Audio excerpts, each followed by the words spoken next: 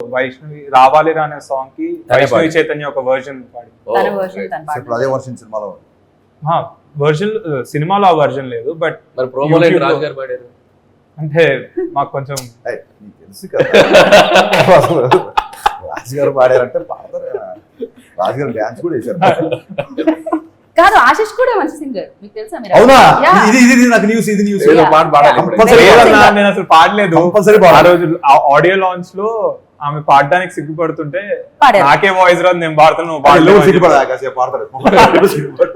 అని సిగ్గుపడా ఆయన సిగ్గుపడా. Singer అమ్మాయి అన్నా. నేను అమ్మాయిని సిగ్గుపడతాను. కొంచెం కష్టం కష్టం. ట్రై చేయి ఊరికే.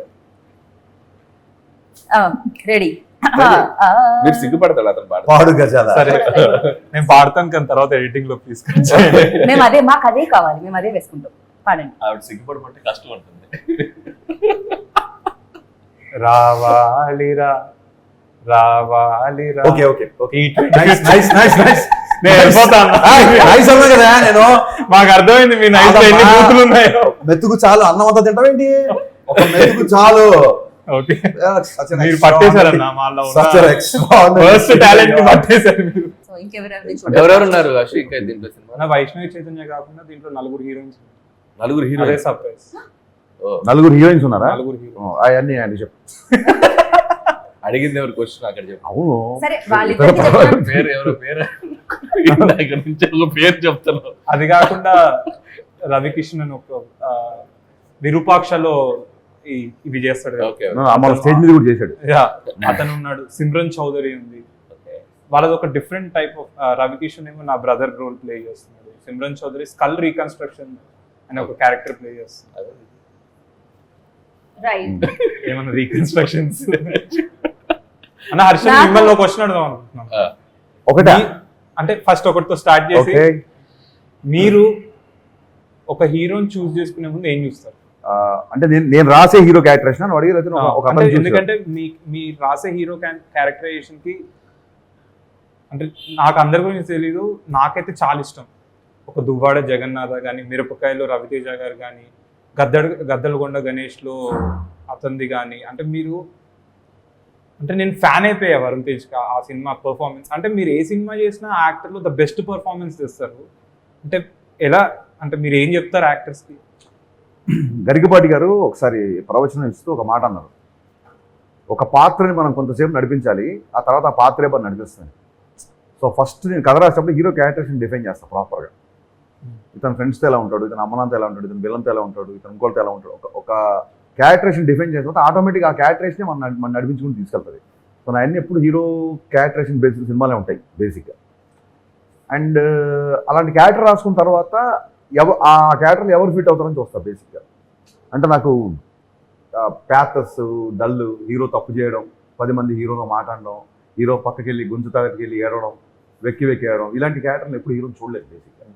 నాకు హీరో అనేది ఒక లైవ్ వైర్లో ఉండదు ఎప్పుడు. సో అది ఎక్కువగా ప్రిఫర్ చేస్తాను బేసిక్గా. అట్ ది సేమ్ టైం ఒక దాని ఏమంటారు సీన్ని బూస్ అప్. నేను రాసుకున్న సీన్ ఒక 25% ఉంటే అతని పర్ఫార్మెన్స్ ఒక 50-60% తీసుకెళ్ళాలి. దానికి ఒక బ్యాక్గ్రౌండ్ స్కోరు, ఇంకో టేకింగ్ అన్ని తోడైతే అప్పుడు 100% రీచ్ అవుతాను బిలీవ్ చేస్తాను. సో పేపర్ మీద ఉన్న దాన్ని ఎలివేట్ చేసే హీరో ఎవరు అని చూస్తుంటాయి ఇప్పుడు నేను బేసిక్గా. థ్యాంక్స్ అన్న, మాకు మీరు చెప్పారు కాబట్టి ఇవన్నీ ఇప్పుడు మేము ఆ మైండ్లో పెట్టుకుంటాం. మీరు రాసిన పాత్రకి కరెక్ట్గా సెట్ అయ్యేటట్టు మౌల్డ్ అవుతుంది. అండ్ అనిల్ అన్న, మీరు ఇప్పుడు జనరేషన్కి మీరు ఒక జంజాల ఈవీవి సత్యనారాయణ వాళ్ళు, తర్వాత మా జనరేషన్కి వాళ్ళ జనరేషన్కి వాళ్ళైతే ఇప్పుడు మా యంగ్స్టర్స్కి అనిల్ రావిపూడి. కామెడీ అంటే మాకు గుర్తొచ్చేది అనిల్. సో మీరేం చూస్తారన్న ఒక యాక్టర్లో? హరీష్ శంకర్ గారి దగ్గర ఒక టైప్ ఆఫ్ ఇందా చెప్పాను కదా, దూకుడికుండా ఒక అగ్రెసివ్ క్యారెక్టరైజేషన్ ఉంటుంది. సో అది ఆయన క్యారెక్టర్లో క్లియర్గా కనబడుతుంది. కేర్ చేయరు ఎవరు. నా దాంట్లో కొద్దిగా చిన్న ఫన్ టచ్, నేను కొద్దిగా హ్యూమరస్గా ఉంటూ ఉంటాను. సో అట్లా ప్రతి ఒక్క డైరెక్టర్కి ఒక్కొక్క ఇది ఉంటుంది కదా, అది ఎక్కువగా రాసేటప్పుడు తెలియకుండా ఎవరి వ్యక్తిత్వం ఎలా ఉందో అలా ఉంటుంది వాళ్ళ రాత. సో అది డైరెక్టర్స్ హీరోలకి అడాప్ట్ చేసినప్పుడు ఆ డిఫరెన్స్ తెలుస్తూ ఉంటుంది. సో మేబీ నేను చిన్నప్పటి నుంచి చాలా ఇంపార్టెంట్ పాయింట్ అని చెప్పింది బేసిక్గా. నేను ఆ క్యారెక్టరేషన్ ఎక్కువగా మహేష్ బాబు గారిలో, అల్లు అర్జున్లో ఎక్కువ చూశాను. నేను ఒకసారి చెప్పే కూడా మహేష్ బాబు గారి గురించి చెప్తూ, పాదరస ఒరబడి నరనరమే విశ్వరాశడి దూకుల్లో ఆ లైన్ ఆయనకి సరిపోద్ది అని చెప్పారు. అంటే ఇప్పుడు మన బ్యానర్లో సీతమ్మకిలో చూస్తే మహేష్ బాబు గారిలో ఒక శ్రీకాంత్ అడ్డాలను చూస్తాం. సీను వైట్ల గారి సినిమాలో సీను వైట్ల గారి మోడలేషన్ కనిపిస్తుంది. ఓకే చూసినప్పుడు జగన్ గారి మోడలేషన్ కనిపిస్తుంది. సో ఏ డైరెక్టర్ తగ్గట్టుగా డైరెక్టర్ అతను ఈజీగా మోల్డ్ అయిపోతుంది. మౌల్డ్ అయిపోతుంటాడు, ఈజీగా ఓన్ చేసుకుంటాడు డైరెక్టర్ని. That is the supreme quality for an to be actor. Possess for any actor. So అది ఇందాక హరీష్ అన్నట్టు రాసే మాదెంత ఉందో దానికంటే గొప్పతనం చేసే హీరోస్. కరెక్ట్. ఎందుకంటే ఒక పూరి గారితో చేసినప్పుడు, వెంటనే ఒక త్రివిక్రమ్ గారితో చేసినప్పుడు, సుకుమార్ గారు, వాళ్ళు హీరోలు డిఫరెంట్ డైరెక్టర్స్ దగ్గరికి వెళ్ళినప్పుడు వాళ్ళకి అడాప్ట్ అవుతున్నారు చూసారా. సో ఆ హీరోలది కూడా చాలా గ్రేట్నెస్. ఈ డైరెక్టర్ ఏం అడుగుతున్నాడు, సో అతని దాంట్లో ఉన్న ప్లస్ ఏంటి, అది తీసుకుని వాళ్ళు పెర్ఫామ్ చేయడం అనేది that's the greatness of the actors. ఆ రెండు సింక్ అయితే వండర్స్ జరుగుతాయి, ఏది నాన్ సింక్ అయినా. థ్యాంక్ యూ అన్న, ఇంత మంచి ఇది ఎప్పుడు నేను బ్రెయిన్ లో పెట్టుకుంటా. Thank you so much. నా ఇన్ఫర్మేషన్ తీసేసుకుంటా. మీరిద్దరు ఇంత బ్లాక్ బస్టర్స్ అందుకున్నారు, సక్సెస్ఫుల్ చూసారు కాబట్టి ఒక సినిమాలో జనాలు కనెక్ట్ అవ్వాలంటే ఆ యూఎస్బి ఏమనుకుంటున్నారు? యూఎస్ ఈజ్ కామెడీ, అక్కడ ఈజ్ హీరోయిజం. సో ఇప్పుడు ఇక్కడ ఒక కాన్సెప్ట్ ఓరియంటెడ్ ఫిలిం వస్తుంది, బట్ ఆ యూఎస్బి పాయింట్ ఏమనుకుంటున్నారు? ఆ సీక్రెట్ ఎవరికి తెలియదండి. ఆ సీక్రెట్ తెలిస్తే ప్రతి ఫ్రైడే బ్లాక్ బస్టర్లు వస్తాయి. బట్ ప్రతి వాళ్ళు ఒక యూఎస్బీని బిలీవ్ చేసి తీస్తారు ఫిల్మ్. ఇది ఆడియన్స్కి వర్క్ అవుతుంది, ఈ సినిమాలో ఈ కంటెంట్ వాళ్ళకి రీచ్ అవుతుంది అని చెప్పి బిలీవ్ చేసి చేస్తాం. సో ఫ్రైడే ఆడియన్స్ దాన్ని ఎలా రిసీవ్ చేసుకుంటారనేది మా థియేటర్లోకి వెళ్ళి ఆ ఫ్రైడే ఫస్ట్ షో పడే వరకు టెన్షనే. అది ఒక్కోసారి వర్కౌట్ అవ్వచ్చు, ఒక్కోసారి రివర్స్ అవ్వచ్చు, కానీ మనం ఎప్పుడు ప్రిడిక్ట్ చేయలేం. బట్ బిలీఫ్ ఇది వర్క్ అవుతుంది అనేది, ఎంత బిలీవ్ చేసి మనం దాన్ని ప్రొడక్ట్ తీసుకెళ్తాం అనేది ఎవరి ప్రయత్నమైనా. మార్కెట్ అనేది ఎప్పుడు వాళ్ళు అన్ని రకాల సినిమాలు చూస్తారు, they love any kind of film, but you have to engage చేసేలా వాళ్ళని కూర్చోబెట్టాలి. అది హరీష్ శంకర్ గారు మీకు కూడా నర్వస్నెస్ ఉంటుందా? ఆ, మీరు కూడా చాలా మంది అడుగుతుంటారు మీరు అడిగినట్టు సక్సెస్ని ఫెయిల్యూర్ని ఎలా తీసుకుంటారని. నేను ఆశీష్ కూడా అదే విషయం చెప్దాం అనుకున్నా. ఆశీష్ కూడా రిలేటెడ్ అయ్యే మ్యాటర్ కాబట్టి చెప్తున్నాను. మనం ఏం పని చేద్దాం అనుకున్నాం లైఫ్లో ఆ పని చేయడమే సక్సెస్. నేను సినిమాలు డైరెక్ట్ చేద్దాం రాద్దాం అనుకుని వచ్చాను, అదే పని చేస్తున్నా. ఒక సినిమా తీయడమే నేను సక్సెస్ఫుల్ కెరీర్ నడుపుతున్నట్టు. ఆ సినిమా మీకు కూడా నచ్చింది అనుకోండి, అది బోనస్. నేను చాలాసార్లు చెప్పే విషయం. సో నువ్వు ఈ సినిమా ఎంత ఆడుతుంది, నా రేంజ్ ఎంత పెరుగుతుంది, దీని తర్వాత నేను ఎంత రెమ్యునరేషన్ తీసుకోవచ్చు, నేను వెళ్తే ఎంతమంది నాతో సెల్ఫీ దిగుతున్నారు, ఈ అటెన్షన్ వదిలేసి you love camera.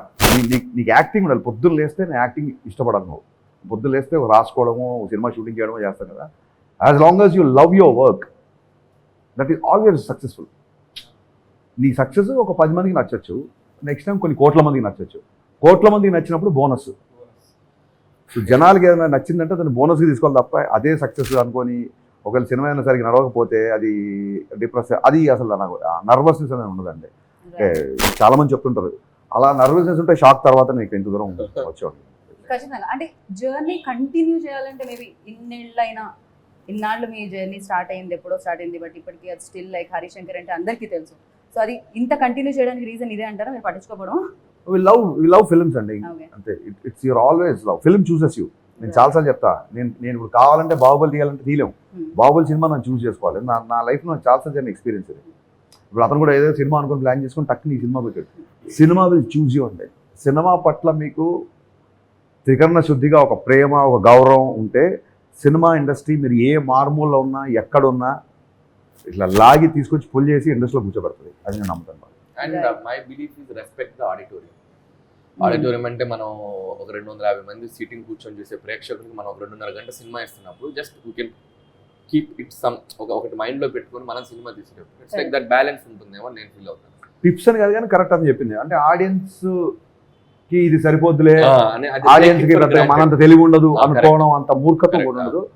Always want to say audience are far far far far respect them, genius, far superior intellectual than us. That's what I believe. ఎందుకంటే మన దృష్టి అంతా ఎప్పుడు సినిమాల మీద ఉంటుంది. వాళ్ళకి 100 రకాల అవేర్నెస్ ఉంటుంది ఆడియన్స్కి. సో నా దృష్టిలో ఎప్పుడు ఆడియన్స్ ఇంటెలిజెంట్ బేసిక్గా, మోర్ దాన్ us. వాళ్ళే కరెక్ట్ జడ్జిమెంట్ ఇస్తారు. అందుకే irrespective of any critics, any reviews compare చేసుకున్నా కూడా ఆడియన్స్ చేతిలో ఉన్న సక్సెస్ అయ్యే సినిమా సక్సెస్ రేట్ ఎక్కువ. Any day audience are the first intelligent person. వాళ్ళ సినిమాని చూసి జడ్జ్ చేసి రిజల్ట్ ఇచ్చేది వాళ్ళు. అన్న మా ట్రైలర్ చూసాక మీకు ఏమనిపించింది? Love me if you dare. First thought, మీ ఫస్ట్ థాట్. నేను ఫస్ట్ కన్ఫ్యూజ్ అయ్యా, ఏంటిది అసలు ఏ జానర్ ఇది? It's a love story or it's a horror? అసలు ఏం చూపించబోతున్నారు? But I felt it's very interesting. So మేము ఏదైతే కొత్తదనం చూపిద్దాం అనుకున్నామో మీకు అది ట్రైలర్ త్రూ మీకు అదే చెప్తున్నాను కదా, వెరీ ఇంట్రెస్టింగ్ అనిపించింది. నాకు రాజన్న ముందే చూపించారు, రిలీజ్ ఆఫ్ చూపించారు ఆఫీస్లో. ఫస్ట్ టైం రాజు గారు కంటెంట్ గట్టిగా పట్టుకున్నారు. ఏదో ఆశిష్కి ఎలివేషన్ షాట్లు, ఆశిష్ బిల్డప్ షాట్లు, ఒకడు వస్తున్నాడు వాడు కొడుతున్నాడు అని ఆశిష్ గురించి ఎవడో వేరే క్యారెక్టర్లు ఎలివేషన్ ఇస్తుంటే ఇంటర్కట్లో హీరో షాట్లు ఇచ్చి అట్లా కాకుండా ఒక బలమైన కథలో ఆశిష్ని పెడుతున్నాడు అనిపించింది. పవన్ కళ్యాణ్ సార్తో మీది, రవితేజ సార్తో మీది, రెండిట్లో మీకు ఏది ఎక్కువ ఇష్టం? అసలు నాకు Truth కావాలి. ఇష్టంగా ఏ సినిమా చేయను నేను. అంటే ఇష్టం అంటే లైక్ ఒక థింగ్ ఉంటుంది కదన్నా, మనం ఇప్పుడు ఇది కాన్సన్ట్రేట్ చేస్తున్నాం, ఇది మీరు ఇది చేసేటప్పుడు దాని గురించి ఆలోచిస్తూ ఉంటారు, అది చేసేటప్పుడు. కానీ మీరు పడుకున్నప్పుడు కూడా మీకు స్ట్రైక్ అయ్యే ప్రాజెక్ట్ ఏంటి? రెండు పడుకున్నప్పుడు స్ట్రైక్ దాన్ని కొంచెం మార్చి చెప్తాను నేను. పడుకున్నప్పుడు కూడా ఉలిక్కి పడుతూ నిద్రలేసే ప్రాజెక్ట్ ఉస్తాద్ భగత్ సింగ్.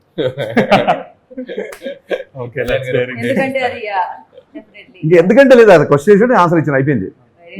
మీరు ఆశిష్ అడగాలనుకుంది ఏంటంటే ఒకవేళ ఇద్దరితో సేమ్ టైం లేదు, మీరు అడిగారు కదా, సేమ్ టైమే చేస్తున్నా కదా. చేస్తుంటే ఫస్ట్ షెడ్యూల్ ఎవరితో చేస్తారని అడిగాను అనుకున్నాను. చేసాం కదా, ఫస్ట్ షెడ్యూల్ కళ్యాణ్ గారితో చేసాం, తర్వాత ఇక్కడ సినిమా ఫినిష్ రవితేజ్ గారితో చేసాం. Love me if you dare May 25th వస్తుంది. And thank you so much Harish అన్న, అనిల్ అన్న, మీ బిజీ స్కెడ్యూల్స్ నుంచి మా లవ్ మీ ఇఫ్ యూ డేర్కి టైం ఇచ్చినందుకు. మీలాగే ఆడియన్స్ కూడా 25th రోజు మాకు టైం ఇచ్చి మా సినిమాని చూసి వాళ్ళ ఒపీనియన్స్ చెప్తారని కోరుకుంటూ thank you so much. Watch love me if you dare on May 25th, only if you dare.